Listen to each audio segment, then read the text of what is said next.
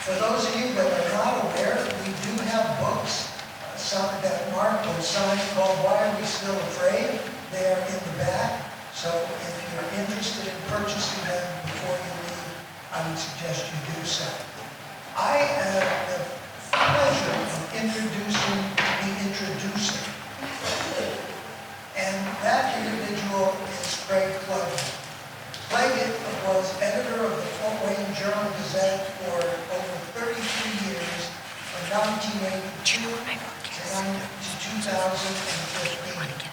Prior to that time, Craig did some administrating at the Northwestern School of Journalism from 1978 to 1982, and had some various editing jobs at a small paper called the Chicago Sun-Times. He went to IU, where he was editor of the Indiana Daily Student, and he mentions the semester that he lived above a liquor store. Whether that had anything to do with the title of the articles, or whether he wrote it, we don't know. But that was a point he wanted me to bring out.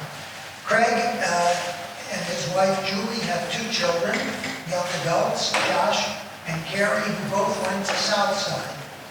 One thing that he asked me to mention, because he said most people aren't aware of it, is that he used to play center field and bat cleanup for the New York Yankees, and won the World Series with a walk-off home run in the 9th inning. Some dreams never die. Here's Craig Lavie.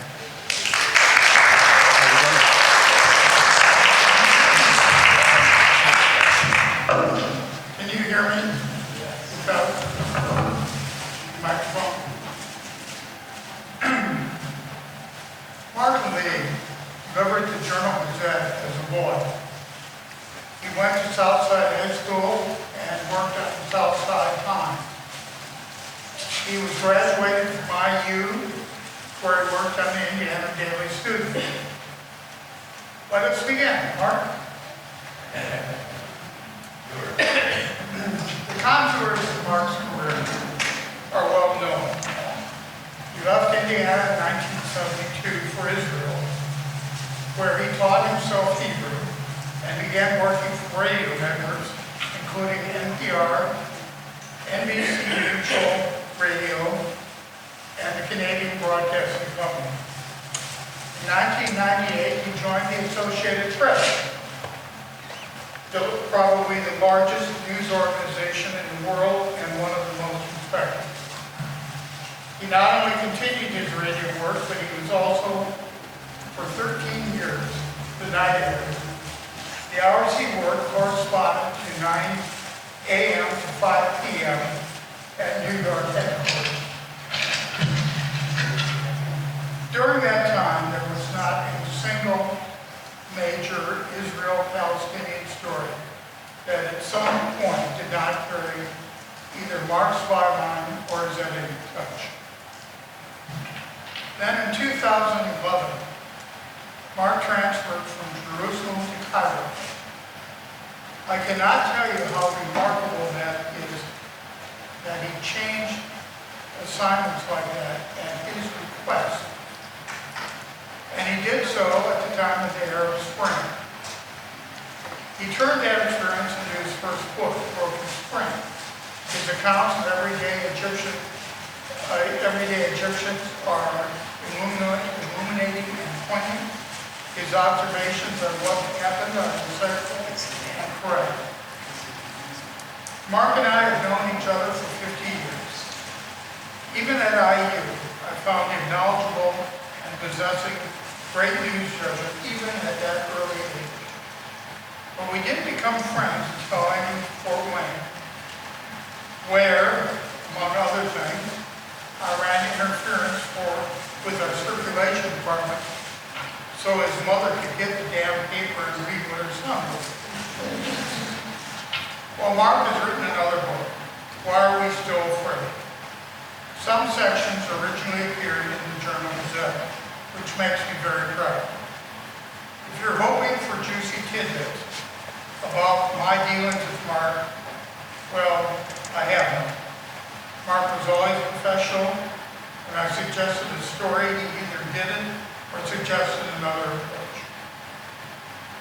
He was invariably right. Perhaps my favorite story in Why Are We Still Afraid is one he did for us on Israel's 60th anniversary. And how that story came about is instructive in how he and I worked together. As I recall, I emailed him asking whether he would do something on the anniversary, and he said, sure. That was about it. I don't know what I was expecting. Probably something about the Palestinian question. But as he points out in his book, his story, probably unlike every other story written about the anniversary, did not contain the word Palestinian. Instead, he wanted to show that Israel was much more than that. Much more than a dispute with Palestinians. The story was about how the Sea of Galilee was drying up. Here's an excerpt that shows how Mark relates a story to its readers and from an editing perspective, how well he sets it up. Quote, the Sea of Galilee is no sea at all. It is a freshwater lake, and if you haven't seen it, you might have the impression that it's huge. After all, many of the miracles in the New Testament occurred around its shores. Seeing it brings you down to earth. You can take in the whole lake from Tiberias, the Israeli city on the western shore. There's no horizon. There are no white-capped waves. There are no cargo ships. The Sea of Galilee is just 7 miles across and 13 miles long.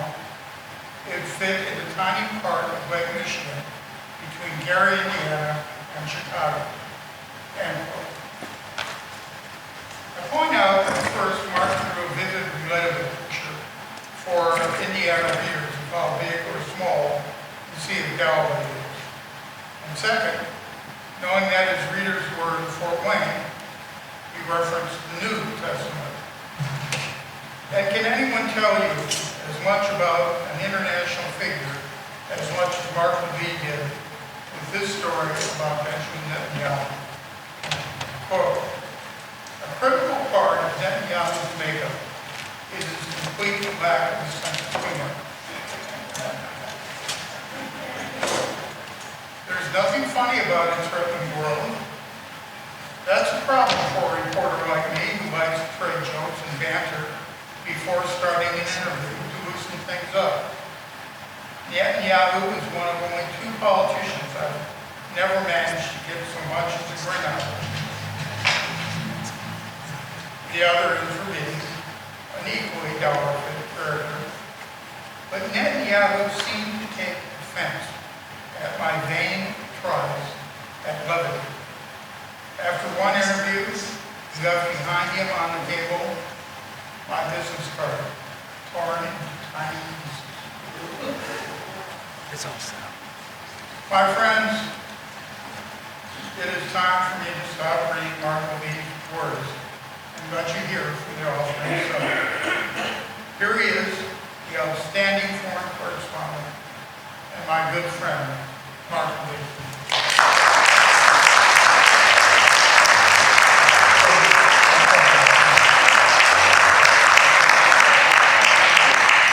Did you hear my editor giving me instructions there? Did you hear that? I think it's important before I even get started to tell you how special this guy is. Over the years that Craig was the editor of the Fort Wayne Journal-Gazette, papers of his size and much larger had decided that foreign news really isn't that important. And the news hold, as they call it, for foreign, even national news to some extent, but especially foreign news, kept getting smaller and smaller. But Craig insisted that the Journal-Gazette must inform its readers about the entire world, not just about Main Street. And he kept asking for my articles and kept printing the articles that I tended to force on him, whatever, until he retired. And I think we both I think, can agree that we got out of the business at the right time. I retired 2 years after. Same year. I retired the same year that Craig did, and I don't regret it for a moment. I did mention that I moved from the Jerusalem Bureau to the Cairo Regional Editing Hub of the Associated Press in 2011. I call it self-exile. We'll get to this as we progress through this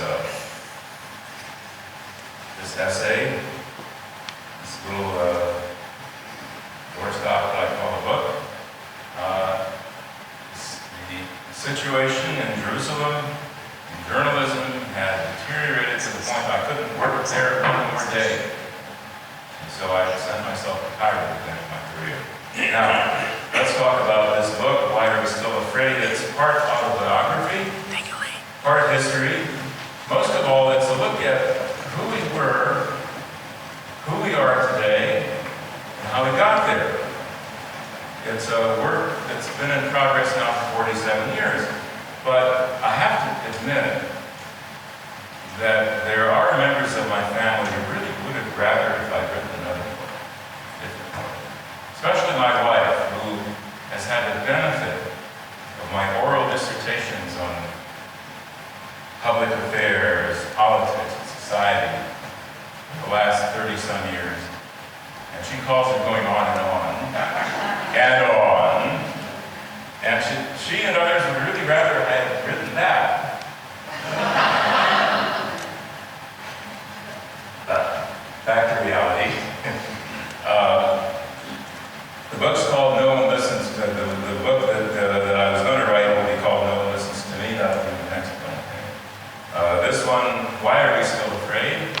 It's a question no one's asking, but it's a question that needs to be asked, needs to be understood, and the answers need to be understood as well. Here's how this book works. It is based on articles that I wrote for the last 46 years. I stopped writing in 2018, went through the arduous activity of getting the book published. Took me a year. 46 years of reporting for Craig's paper and others, alongside my real jobs as a correspondent for NPR, for NBC Radio, for CBC Radio, and the Associated Press. Never was enough, I had to write some more. And these articles make up a significant part of the book. So you'll get an article written in the 70s, an essay by me from today, another article written in, say, the 90s, and an article written in the 2000s, and that'll make up a chapter, or part of a chapter. Then we'll go on to another subject, a related subject. You'll have an essay, article, an essay, an article, and by the time you're finished reading, you'll have a complete picture of what Israel actually looked like during those periods, because I'm giving you what I wrote. I didn't fix it up. I didn't eliminate the mistakes or clean up the misconceptions, if there are any. There are, I admit. And here is, in summary, the conclusions that I hope you would come away with once you read this extensive book. Israel was weak but arrogant in the 1970s. Israel is strong but frightened today. The 1973 Yom Kippur War traumatized the people. More recent traumas seem just as serious, but they're not. Israel today faces no existential threats. Now that's a tough one. And I'll say it again the way a radio correspondent would say this. Israel today faces no existential threats. Its existence is not threatened. Oh, sure, there are threats, and there are problems. But Israel is not today in danger. Anti-Israel groups like BDS make a lot of noise but do little actual harm. And yet, Israelis keep voting on security, but today the real issues are domestic. Now here's what I'm going to do. The book is nearly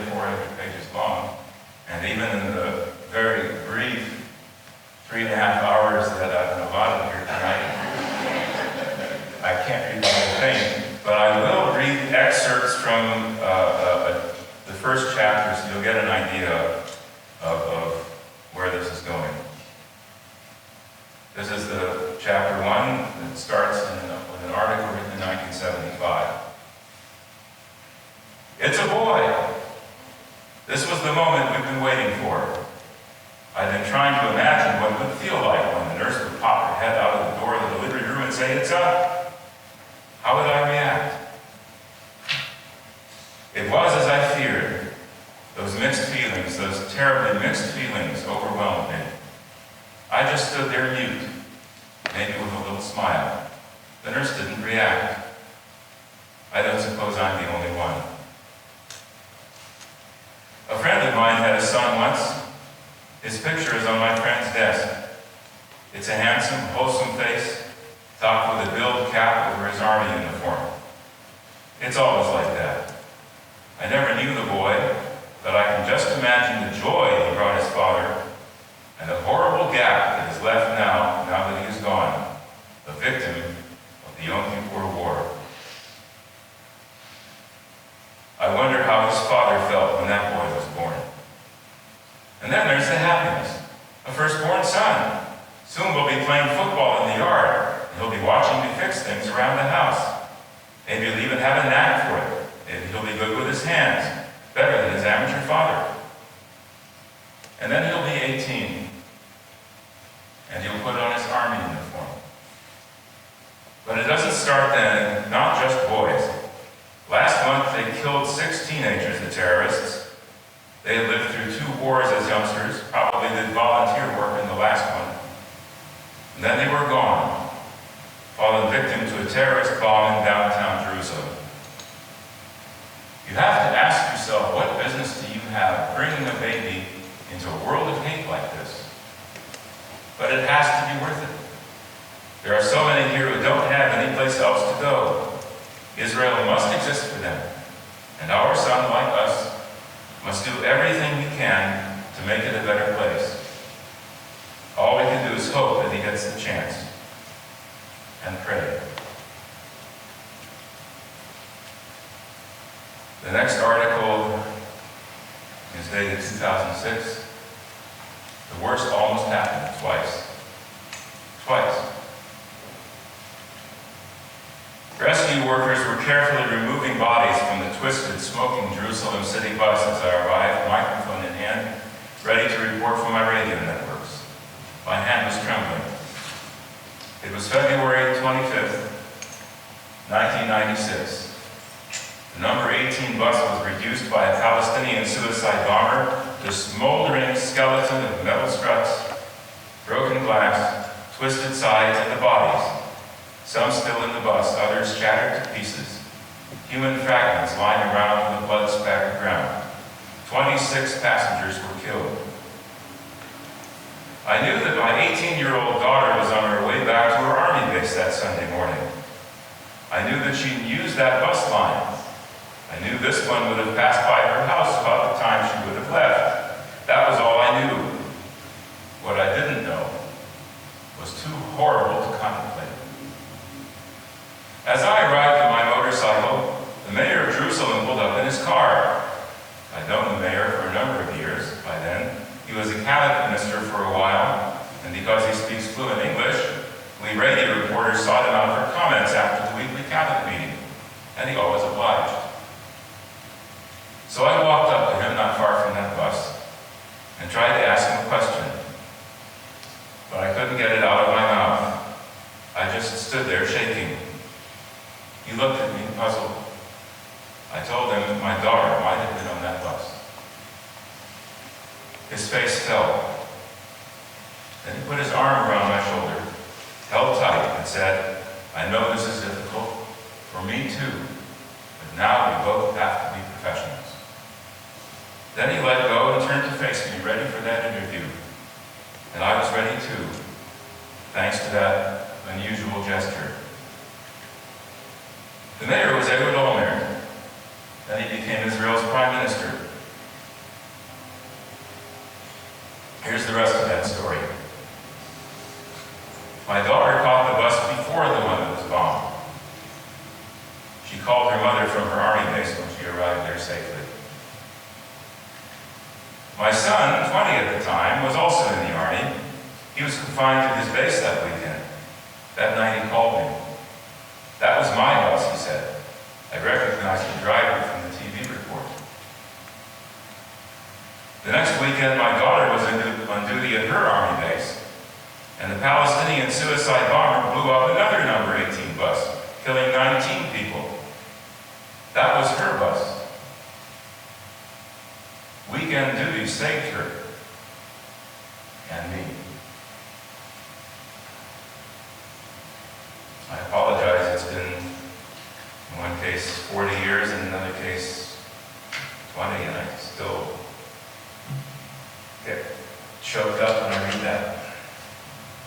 I don't apologize. So now let's, as they say these days, fast forward. You know what fast forward means in a tape recorder that goes like that? People don't know what tape recorders anymore. So why do they still say fast forward? Third article in that chapter, in chapter 1, has a Baltimore line. I was there. This is the worst situation Israel has faced in decades, said a worried and angry friend, repeating an assessment he heard. That was a few hours after I arrived in Baltimore, straight from the front in Israel, where Palestinians have been assaulting dozens of Israelis, mostly in knife attacks, over the past several weeks. Let's be clear. This is far from the worst wave of violence Israel's had to deal with, even in this century. This is not a third intifada, Palestinian uprising. It's not a threat to the existence of the Jewish state. Perspective. Since 1987, there have been 2 bloody Palestinian intifada uprisings, a Gulf War that involved Israel, a war in Lebanon, and 2 in Gaza. Thousands of rockets fell in Israel. So let's examine that third intifada image. References to the past are the standard human way of dealing with troubling events in the present. That said, a wave of stabbing attacks amounts to much, much less than the 2 Palestinian uprisings. As of now, about 35 Israelis and 200 Palestinians have been killed in a wave of violence that is centered mostly on Jerusalem. A few days before flying to the U.S., I was on an Israeli TV news program talking about media coverage, and the 2 anchors did what I have done so often that my wife covers her ears. They compared the death toll from the terrorist attacks to the death toll in Israel's highways during the same period. And at that time, it was terrorists 12, highways 19. And as an aside, I've often wondered why a person killed by a terrorist is 10 to 100 times as dead as a person killed on the highways. And there's an article that is reprinted in the book about traffic and fatalities, and the word accident is not used. That's a whole other story. Now we get around to the Yom Kippur War, and it's no accident that this isn't being done chronologically. I felt that you really needed to understand a lot about what Israel is about and how it works and what it's been subjected to before we go to the largest trauma Israel's ever faced. The 1973 war was Israel 9/11. It smashed stereotypes, demolished overconfidence, unnerved the population, killed 2,688 soldiers. It was even worse than 9/11. Far more serious than even a mass casualty terror attack, the Yom Kippur War endangered the existence of the state of Israel. We were actually hanging in the balance and could have gone either way. I was sitting in the living room of our little apartment in southern Jerusalem on October 6, 1973. It was the Day of Atonement. The air raid siren splitting the silence was so shocking that it seemed unreal. On Yom Kippur in Israel, Jews don't even drive their cars. It's the only day of the year that Israel radio is silent. All its channels, including English news where I worked, are off the air. I heard cars racing down the main street not far away. Despite the Orthodox Jewish rules that I observed, I turned on the radio and tuned in to BBC. I heard that Egypt and Syria were in the process of invading Israel, a surprise attack on the holiest day in the Jewish calendar. I knew what I had to do. At the age of 26, I'd been a radio reporter already for nearly a decade. I grabbed my briefcase full of recording equipment and headed for the front door. In the hall, I turned around and looked at my wife. We'd been married just 6 months. I looked at her, and I had the awful feeling that I might never see her again. This was war. This might be the end. There's a lot more about that. I can't go into great detail about the other threats. The book shows how Palestinians and Hezbollah are not existential threats. But neither is Iran. Yeah, really, neither is Iran. Israelis who cannot be quoted by name call Iran a rational player, not a bunch of crazy movements. Iran knows perfectly well what would happen if they actually attacked Israel. And in fact, they've had a military presence in Syria for years and have not attacked, except for one rocket aimed at Mount Hermon after the Israeli Prime Minister bragged about attacking Iranian bases in Syria. Nothing happened after that. Based partly on my 2 years in Cairo and the opportunity to actually talk to people in Tehran, here's how I started an article in 2015 when the Iran nuclear deal was being negotiated. Here are 4 facts that turn the whole Iran debate on its head.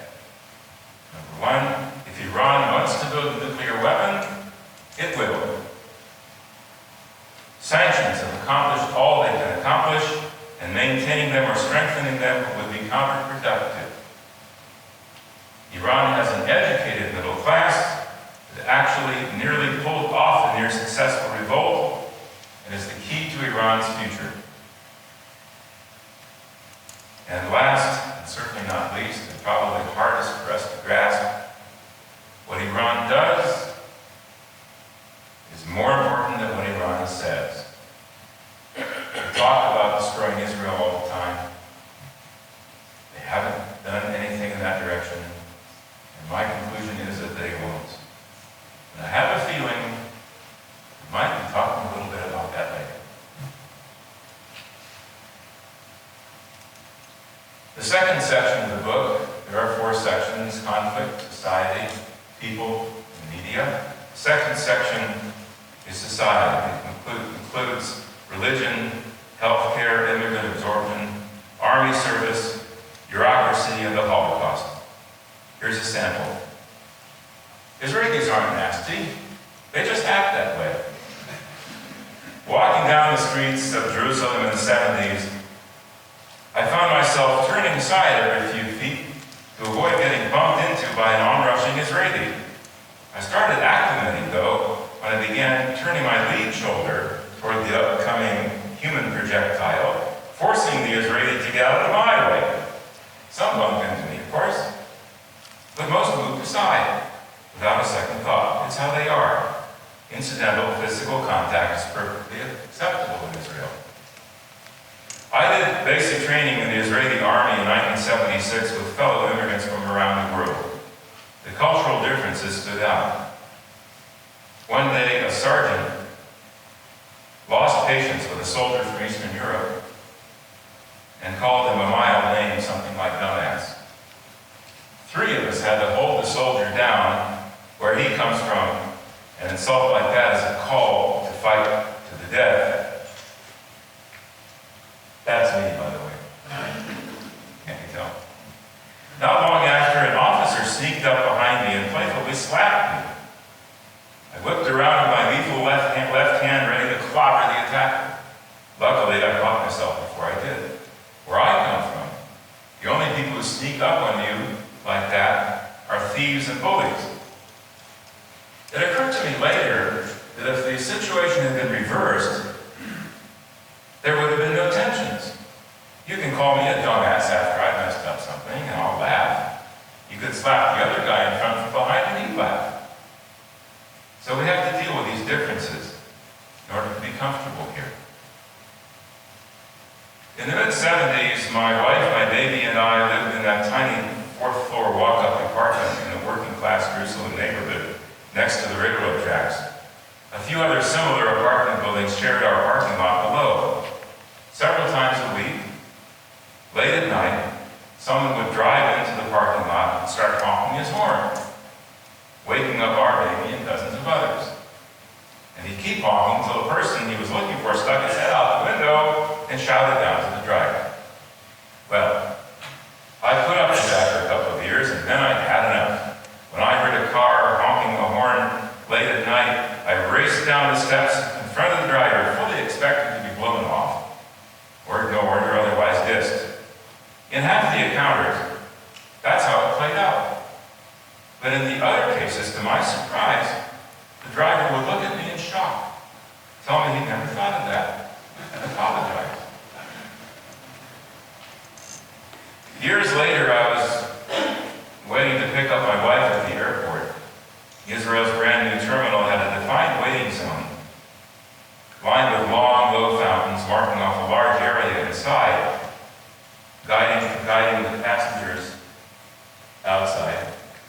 And it was very clear, very obvious where the rest of us were supposed to be, out there. Yet time after time, people would run into the arriving passengers area to wait for the relatives, and security guards would ask them firmly to get back behind the barrier. The same people, again and again.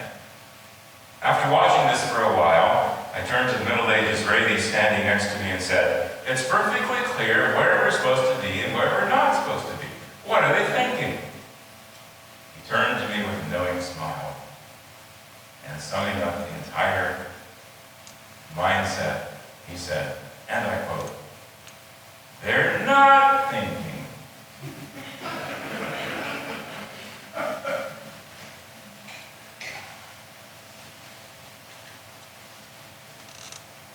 Much of our fear is based naturally on the Holocaust. Here's my essay after an article about Holocaust Memorial Day. This is where I have to indulge in a modern journalistic concept. Full disclosure. I have a direct connection to the Holocaust. My parents were survivors from Germany, and my grandmothers were murdered. Growing up in a small city in the United States with refugee parents and such a dark history set me apart from the other kids in the neighborhood, in the schools, even in the Jewish community. The Holocaust has always been a significant part of my being, and I knew it could affect my work.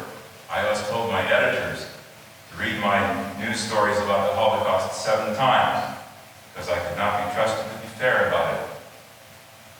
In June 1974, Richard Nixon became the first president to make an official visit to Israel. There he is. It included a trip to Yad Vashem. At a ceremony there, he laid a wreath and listened to an announcer read a poem. I was the announcer. That's me.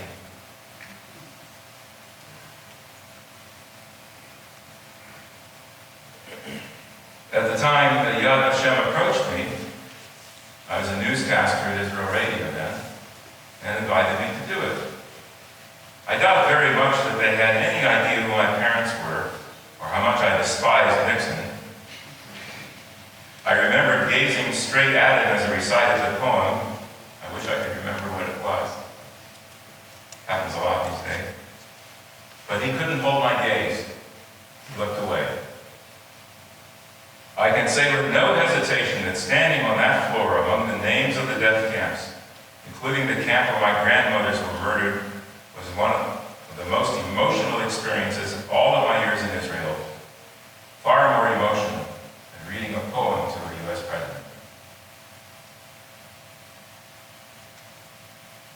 All this colors our perceptions of the threats against us here in the U.S. and in Israel. Back to the main theme of the book. Let's use BDS, the movement for boycott, divestment, and sanctions against Israel, as an example. You'd think they were about to bury us all. The facts show otherwise. Here's a letter you need to see. It's from the CEO of BDS. The subject is my resignation, and it says, "Dear friends, despite all our efforts over the past decade to persuade people, companies, universities, nations, artists, and others to boycott Israel, hold investments, and impose sanctions, we have failed abysmally. Therefore, please accept my resignation. Yours regretfully, CEO." And here's the reply from the BDS Board of Directors, subject to your resignation. I especially like that picture. Here's what it says. "It is true that BDS has failed miserably in its stated goals, but it has, under your direction, become a world force in anti-Israel activity. Some even credit us with starting a whole new wave of anti-Semitism. We don't know how you did it, but keep doing it.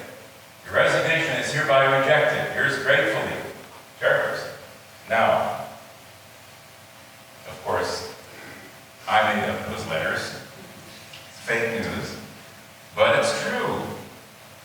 It's true. This is from the book. The mythical CEO is wrong. Despite facts to the contrary, BDS is a success. The board of directors is also wrong. The CEO didn't do it. We Jews did. By overreaction to borders of mass hysteria, we have helped create an imaginary monster that threatens our health and safety.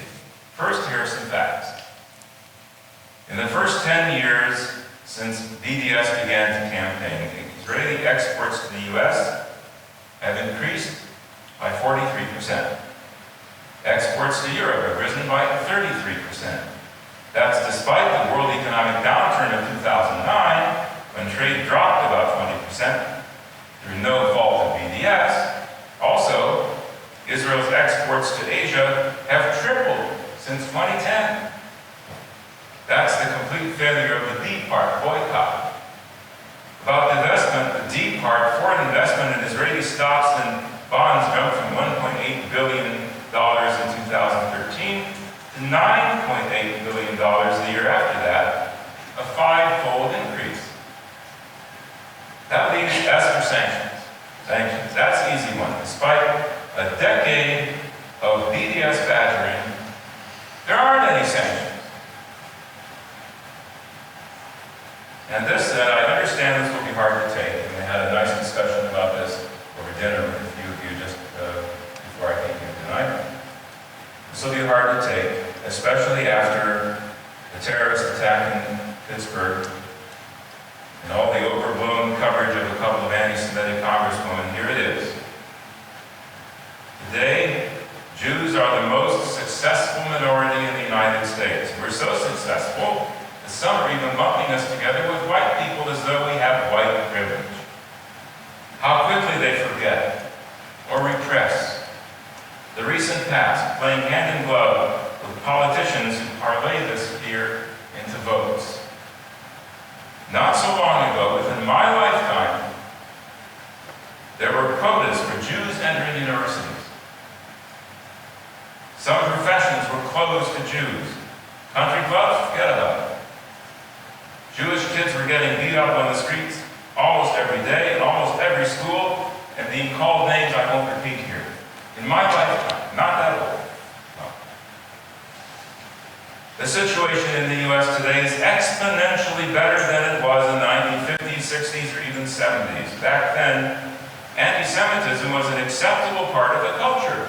Today, not only is it officially unacceptable, most overt acts of anti-Semitism are illegal. The attack against the synagogue in Pittsburgh last year, when a white supremacist terrorist walked in and shot 11 people dead, unnerved us all. Some bridled at the suggestion from President Trump that he post armed guards in synagogues. But that's 21st century America. There are metal detectors in front of schools. Hardly a day goes by without some kind of mass shooting. In 2017, 39,773 people were killed by gunfire in the United States of America. That number is stuck in my head. Well, why wouldn't it? Precautions are essential everywhere. It's not because we're Jews. It's because we're in America. And this I'll add, Israel can and should help you with this. We can. We should. And I hope somebody's listening over there. They need to read my book. Next section of people is about leaders, rabbis, and ordinary folks. As you saw with my encounters with prime ministers like David Olmert and Menachem Begin, we journalists are privileged to see many sides of leaders. I had many encounters with Menachem Begin, the right-wing resistance leader. He became the first to unseat the Labor Party, which had founded the nation and ruled almost unchallenged for nearly 2 decades. In 1977, Begin and his Likud party scored an upset election victory, and he took office as prime minister. I'd known him as a whip-smart, old-school, modest person as he led his opposition, a contrast to the public image he had of a rabble-rousing orator. He was that, to be sure, but those other aspects didn't make it into the public eye. Israel's cabinet meets every Sunday morning, and in those days, we broadcasters could wait in the parking lot of the Prime Minister's office for the meeting to end. That's when cabinet ministers would come out and go down the line of camera crews answering questions. It was a good way to get us a supply of quotes and short interviews for the week ahead. As the years progressed, most of the radio broadcasters just took their sound from the TV recordings back to the office, often leaving me as the only radio reporter, meaning the only one to ask questions in English for the TV crews as well. One Sunday, Begin broke with practice, invited us all into his office to ask him questions. There were half a dozen TV camera crews and me. So the crew set up the cameras in the line and handed me the microphones. And I got down on my knees in front of Begin, who was sitting in a chair, preparing to hold all the microphones under his mouth while keeping myself out of the frame. Begin looked down at me and bellowed to his staff in Hebrew, "This is undignified. Get this man a chair." And they did. And I sat down. That was the Menachem Begin that I knew. He died in 1992, and according to his request, he was buried in a civilian cemetery, not the one designated for notables and leaders. His funeral procession was a raucous, disorganized affair with his supporters screaming in the streets, shouting slogans, and singing songs. Walking next to a Knesset member, I harumphed. This was most unfitting for a leader. Yes, it is, said the politician. It's exactly what he would have done.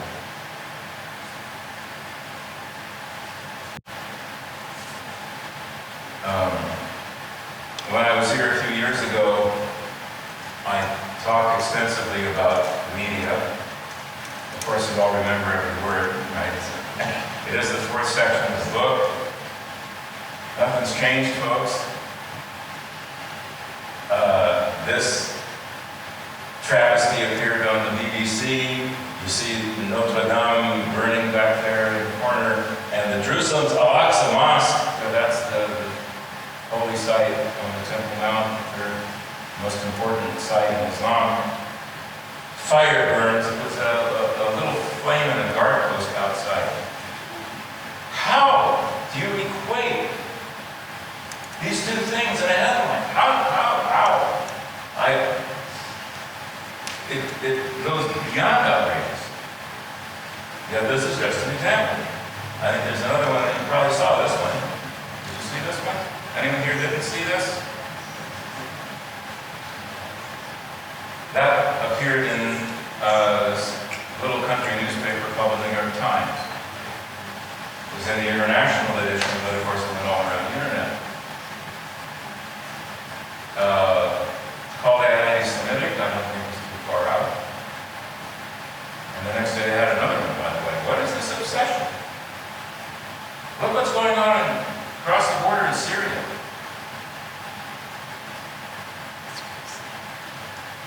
400,000 people are dead in Syria. Maybe only 200,000. Depends who you ask. Only 200,000 people have been killed in Syria. Syria.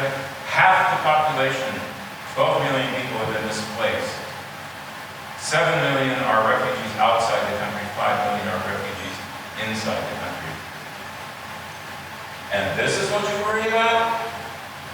Much less a cartoon like that.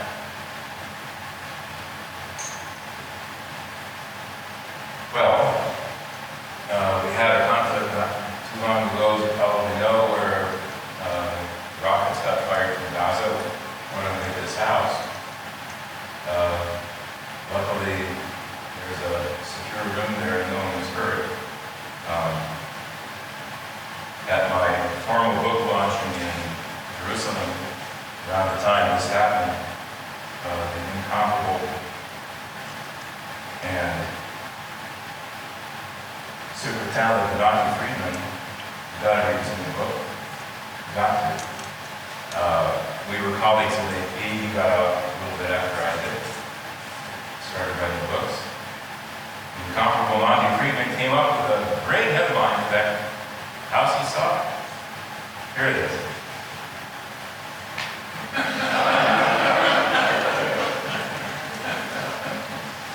What can I say? Okay. I guess I owe you a short summary of the media section, since that is the one that people usually turn to first. And if you've heard some of this before, I apologize. As I told you, I exiled myself from Jerusalem in 2011 and went to Cairo because of the way the profession had deteriorated over the decade before, perhaps even two, and the fact that I kept losing battles in the newsroom about coverage of the Israel-Palestinian story.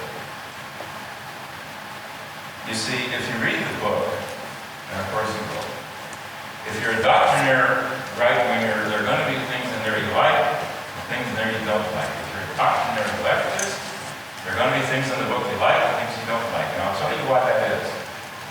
I'm an old-fashioned journalist. First I determine the facts. And then I go where the facts lead me. Too often today you start with the conclusion and go find facts to back the conclusion. And if you can't find it, you can make them up too. Right? That's classic fake news. I'm still the old-fashioned kind. And so we got to the point where journalists, as a rule, had chosen sides.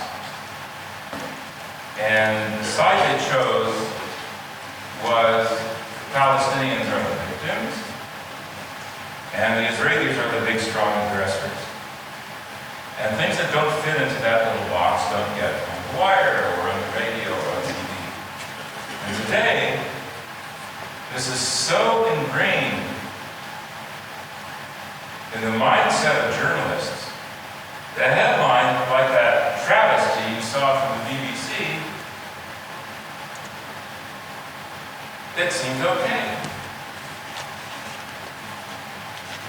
There are many, many others like that. And it doesn't seem like it's anything out of the ordinary. So when you choose sides like that, and I think I know why it happened. I think it happened because of Watergate. People were trying to find their own Watergates, and of course to do that, you have to decide who's the good guy, who's the bad guy, etc. When you do that, you can kiss fair journalism goodbye. When you've already decided who's right and who's wrong, then your job is done. Now, I'm not saying that people shouldn't make such decisions. I'm not saying that there are not people who should, that there should not be people who speak truth to power, but not journalists. That's not our job. Our job is to listen to what the guy who speaks truth to power says and check it out. Is it true? Is it not true? Does it hold water? Is he right? Is he wrong? And then you all decide yourselves what your opinions are. That's how it used to be. started in journalism, well, when I was 12, in Craig's paper, right? I had to get up at 4 o'clock every morning to deliver the Fort Wayne Journal-Gazette. I could have gotten up at 4:30. I had to read it first. Journalism.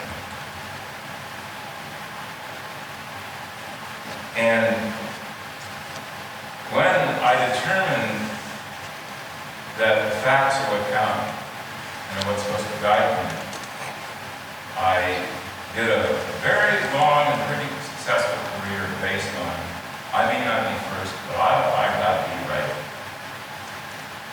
I'm not going to file a quick radio report based on the first page of the 100-page report. Give me an hour, I'll read it. Then I'll file. And it worked. It wouldn't work today.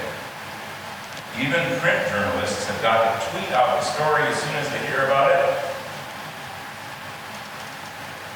And then they start working to check things out if they have time to check things out. And of course, the decimation of the profession because of the internet and dropping bad revenues. Craig asked me how many people read the AP Bureau. When I started there in 1998, well, there were 14. How many are there now? 3. Right? That's industry-wide. So even if those 3 were trying to do the job right, they probably could. But they're totally not trying. Their job is to promote a certain point of view, and it is such second nature by now that they think they're doing their job right. My Waterloo came in March 2009, when I discovered that David Olmer, the fellow who saw right with me next to him as I gave him a book, and this is a story in the book, of course, it's why we're still in touch.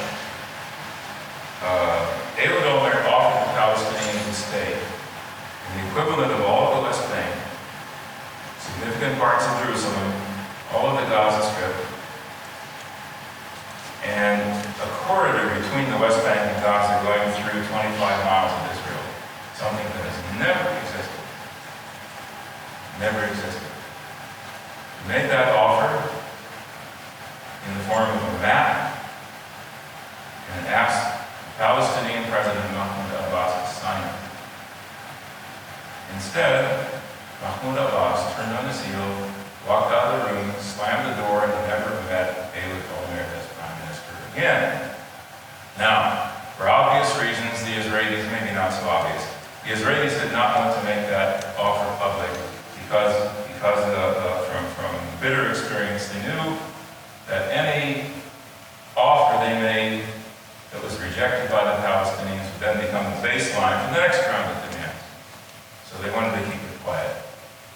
Well, they didn't count on journalists with wide bottoms who sit on chairs and read transcripts, and that's me. I was reading a pile of transcripts of translations of interviews from Al Jazeera, an Arab network, where the chief Palestinian negotiator, my old night owl buddy, Said Erekat, spelled out the Israeli offer, chapter and verse, in the midst of a heated debate on a television channel. I saw that, and there's still a spot on the ceiling of my announcement before my head hit. This is a huge, huge story. This came at a time when Israel was being excoriated for being the intransigent occupier and was being pressured to do confidence-building moves and gestures, and was basically the bad guy. And here it made a peace offer to the Palestinians, according to their own demands, and the Palestinians turned it down. Well, I went running into my boss's office and I said, I've got a huge story here. And I told him what I discovered. He said, no, it's not a story. Now, that was in March 2009. You remember the earthquake? We had, how shall we say, a somewhat friendly discussion about the issue. And he banned me from writing about it.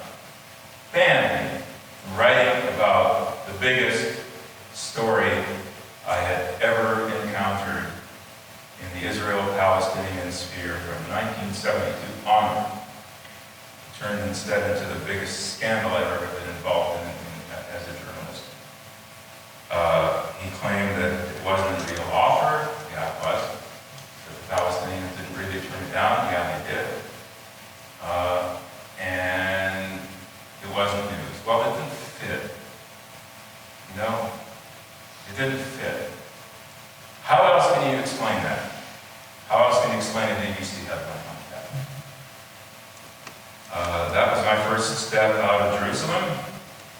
I went to Cairo. I was the night editor for the AP Regional Hub, where we edited all of the news stories being written in the region, from Afghanistan, Pakistan, Libya, Iraq, you name it, and Israel and the Palestinian areas. And I wonder who is adding context to those stories now, since I retired. Guess what? Nobody. So, in a word,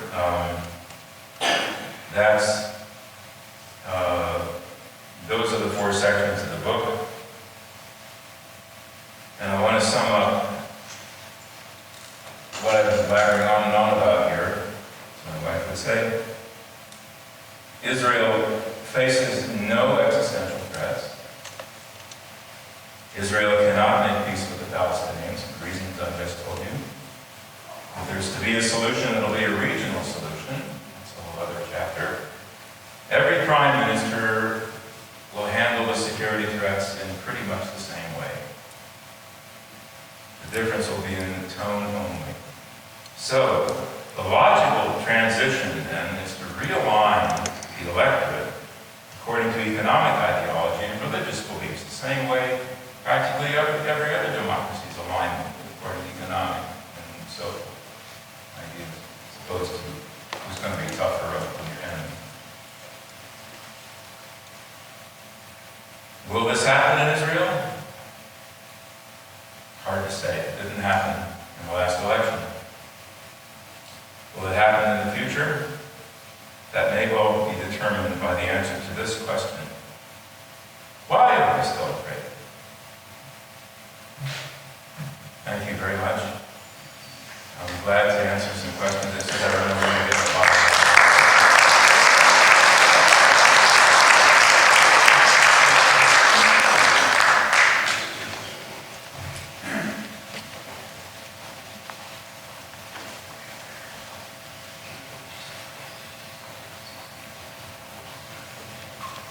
No. Yes? How expansive do you define the word "we" there? Just the Jews of Israel, Jews of the world, or everybody? Who is "we"? It's primarily meant for the Jews of Israel, but it definitely applies to the Jews of America.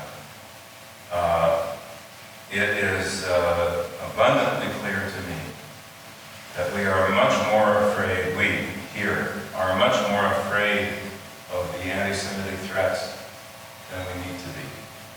The last time I checked, pro-Israel groups on campuses are growing faster than anti-Israel groups. No one knows, because the anti-Israel groups are the ones that makes all the noise. Right? There is a new organization called Alliance for Israel, which makes a practice of sending actual people to anti-Israel events and speaking up, either during or after or across the street. And, you know, we have the numbers, and we're right. The silliness and the lies and the slander that's going around can be countered and must be countered. And I must say that when I hear, and I have heard, because it happened, that an Israeli ambassador addressing a university forum of 400 people hung his head in shame as 4 Palestinians hollered at him.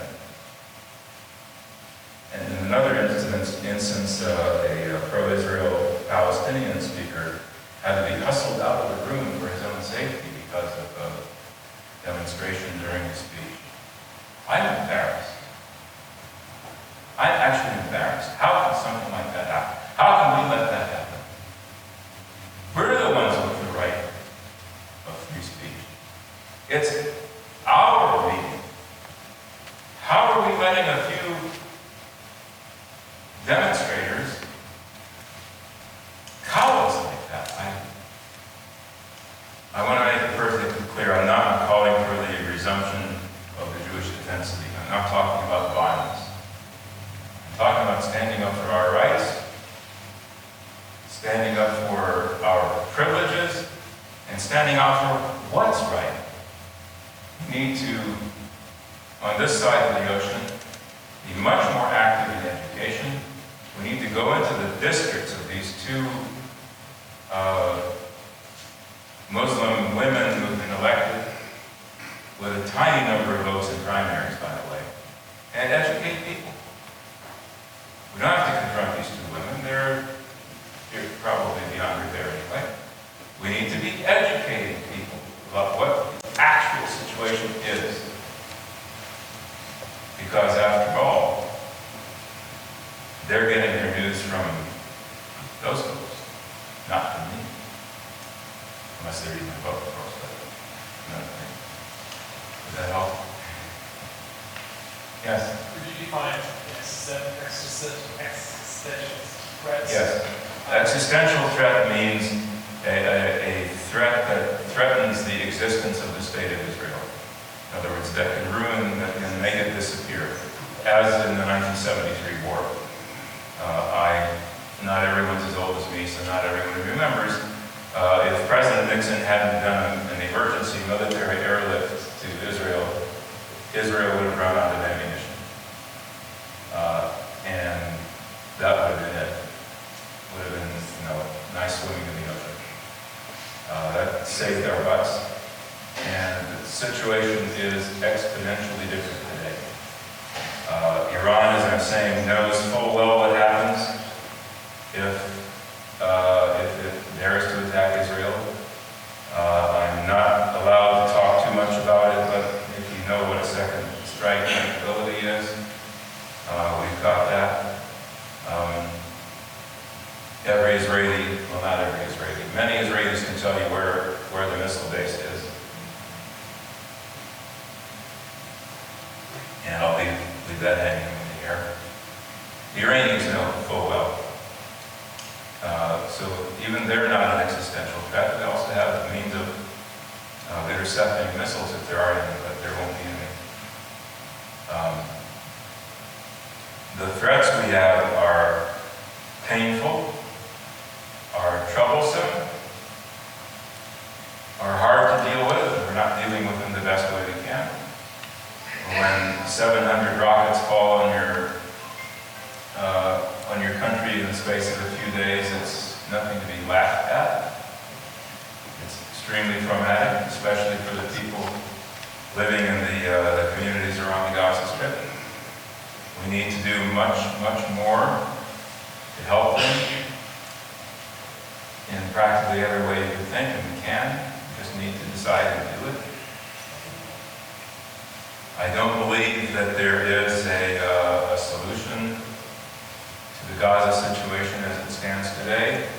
The idea of going through there with two divisions and wiping out all the Hamas people is not practical. Carpet bombing also tried that in Vietnam, didn't work there either. We're just going to have to put up with this for a while. And we can. We can. We're still losing more people in the news.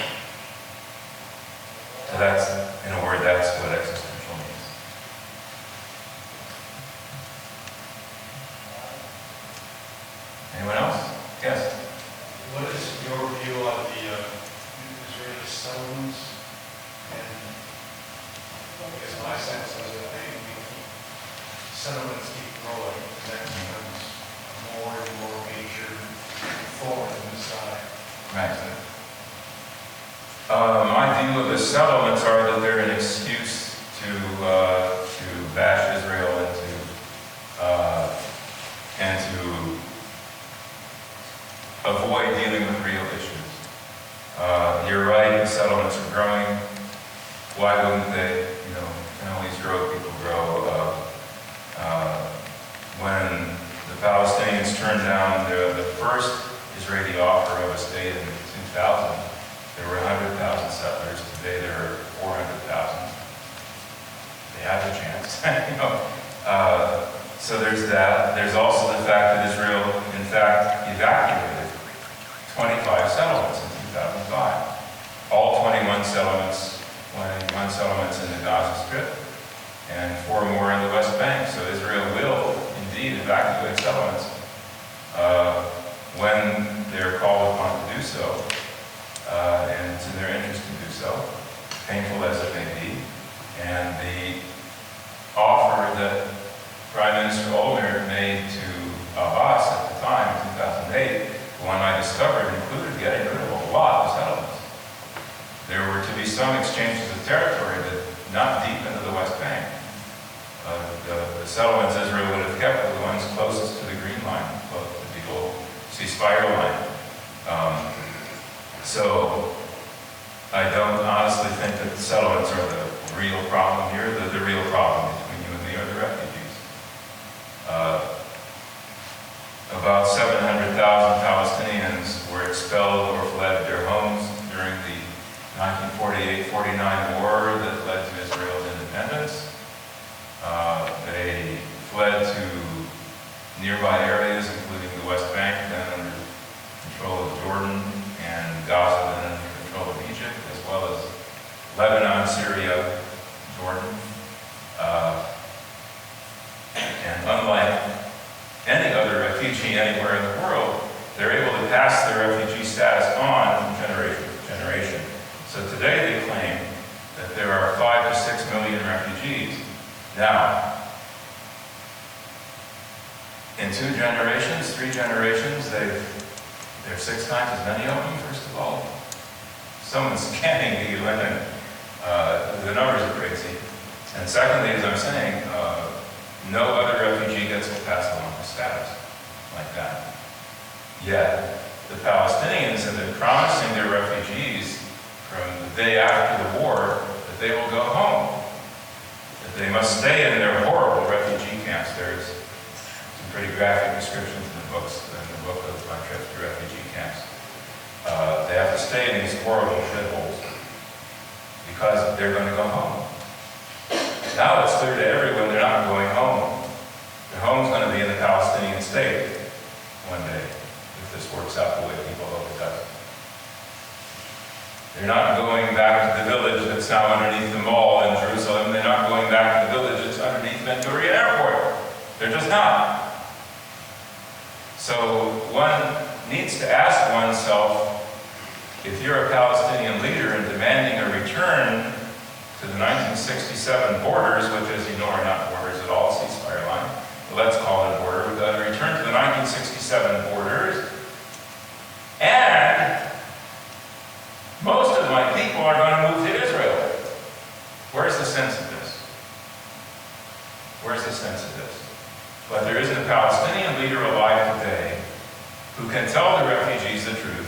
Sorry, you don't get to go back to the village under the airport. You get to take part in the only Palestinian state in the world and help build it into an economic masterpiece. Right?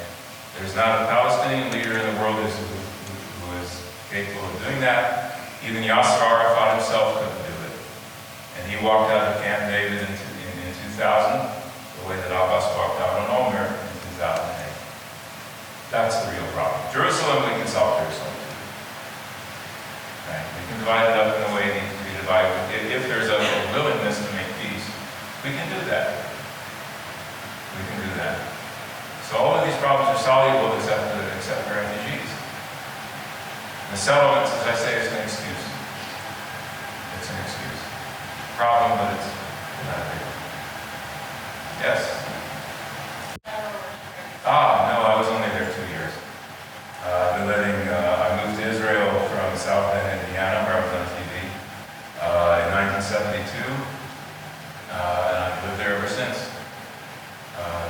2 years in Jerusalem, 2 years in a little village halfway between Jerusalem and Tel Aviv, and the last 23 years in Rehoboth, where the White Institute is, south of Tel Aviv. Yes? What do you see, how is it looking for the Arabs that are living in Israel, Palestinians? What is their status? You hear about how they have to go through all those check marks just to get to work every day. What does it look like for them? We're mixing up two different categories of people, I think. Okay, sure. The Palestinians on one side, they're all Palestinians, first of all, but the ones who live in the West Bank have different rights or privileges or whatever from the Israeli Arabs who live in Israel proper, who are full citizens. Right, so the ones in the West Bank, you're right, they have to go through checkpoints and stuff for security reasons, and some of these are a little bit over the top. The ones in Israel are full citizens. The trouble is, for many reasons, not all of them the fault of the government, Palestinian, Israeli Arab towns and villages are always at the top of the lists on the bad things, the worst economy, the worst education, the highest poverty, that sort of thing. And not nearly enough has been done over the years to correct this. Steps have been taken. Today, the percentage of university students who are Israeli Arabs is approaching their actual share of the population. Even 10 years ago, it was half that. So there's that. There are some improvements. We have a long ways to go. We are sending the wrong signals, in my view, with a totally unnecessary Jewish state law, which declares that Hebrew is the language and then doesn't mention Arabic, and makes all kinds of declarations of things that we don't need to declare. We are who we are already. We don't need a law that declares that we're a Jewish state, because we are a Jewish state. Muslims can practice their religion any way they like, and Christians too. Everyone's got that kind of freedom. And I think it's important, just as a little factoid, that there's only one place in the Middle East where the population of Christians is growing, and that's Israel. They're getting thrown out of every other place, including the West Bank and Gaza. Israel is the only place where the Christian population is growing. That says something right there. Yeah, we've got a lot to do here. Arabs are third-class citizens to some extent in Israel. Mizrahi Jews, those whose origins are in Arab countries, to some extent are still second-class citizens. And we Ashkenazim from Europe and like that are still on top. Once again, I highly recommend Monty Friedman's latest book, Spies of Their Country, which attacks this question of Jews from Arab countries and Jews from Europe in a completely new way. And I haven't finished the reading on the plane. I was only traveling for 28 hours to get here yesterday, both, so I haven't finished the book yet. Highly recommend it. After you read mine. Yes?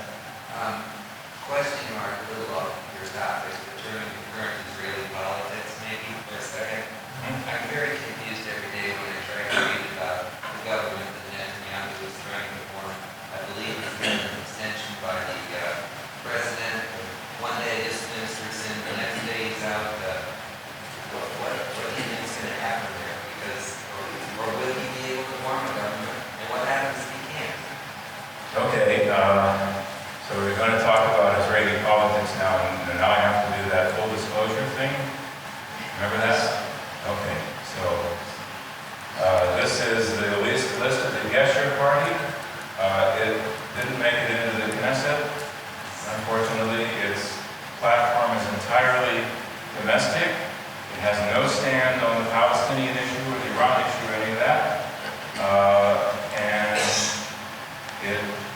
very, very closely mirrors what I wrote in the book about how we need to start writing about that.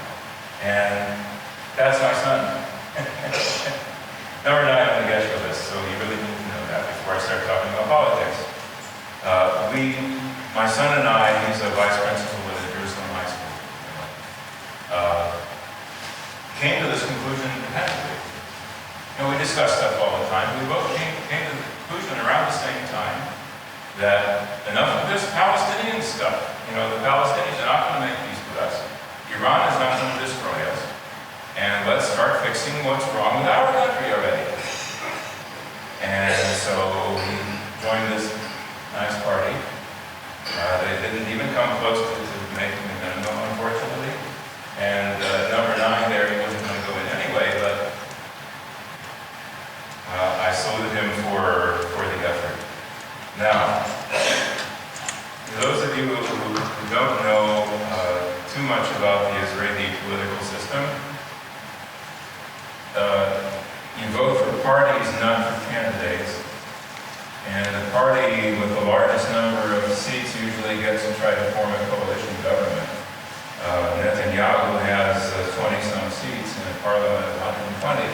So even if he forms a government, I believe he will, he won't have a majority in his own government. Doesn't seem to matter because he seems to rule with a high hand anyway. But I think we can assume that all the other little parties who are his natural allies will eventually buckle under and take a little bit less than what they're demanding, and they'll form a regular government. And things will be pretty much the way they were before. So why do we have to go through all this? Okay, it was good for my kid. He got some political experience. And he can now decide whether he wants to continue with that or he wants to continue teaching. Anyway, that's fine. It's a crazy system. As a very fine political scientist once put it, I think this is kind of nuts, that in the democracy, the type of political system tends to reflect the people. In other words, he said, the people get what they deserve. Okay, that was my father. Here you are. This is a system that accurately reflects Israeli society. There were 45 parties running for parliament. Something like 14, I'm trying to have the exact number, 12, 14 made it into the parliament. The largest parties got 20-some seats each. So it's all a very fragmented system because Israel is a very fragmented society. Very fragmented society. I don't regret for a moment that I voted for a party that didn't get in. Because if there are 45 parties, why would I vote for a party I don't believe in? Right? Some people say I wasted my vote. No, I sure as hell didn't. I would have wasted my vote. I voted for a party that doesn't reflect what I believe. And I think it is Israel's future. I don't know how long it's going to take. It is Israel's future to realign itself in the way that I suggested.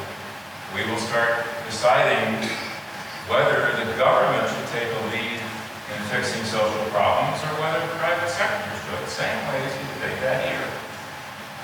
And that's an ideological difference that we can discuss.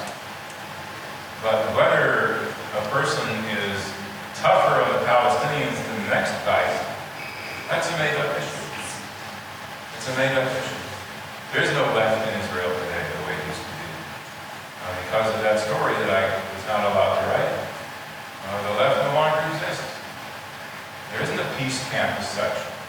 Everybody wants peace, but the folks that used to be active in calling for Israel to make this concession and that concession, they threw up their hands in despair because nothing came of it. The peace process reached its logical conclusion twice, but didn't bring peace. So they've gone on to other things. And one day they will be able to put together a government that deals with issues like income distribution, like education, high cost of housing, cost of living, lots of economic issues, inequality between the various segments of society, and things we really, really do need to deal with there. And yet all we do is be afraid of Palestinians and Iranians. Yeah, anyone else? Yes? Well, first off, I used to go to German and that's exactly like your pain.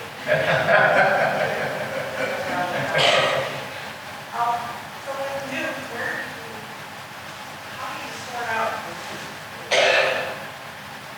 So it's all kind of got an agenda because, well, I'm not Jewish and I live out in Adams County, so like, you don't get any diversity in anything. So where do you go to find you, other than find you? No, of course.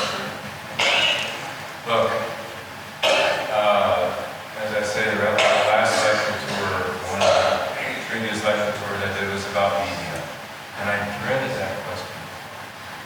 Because look, every day I read 3 Israeli newspapers, 2 Egyptian newspapers, and as many American websites as I can get my hands on.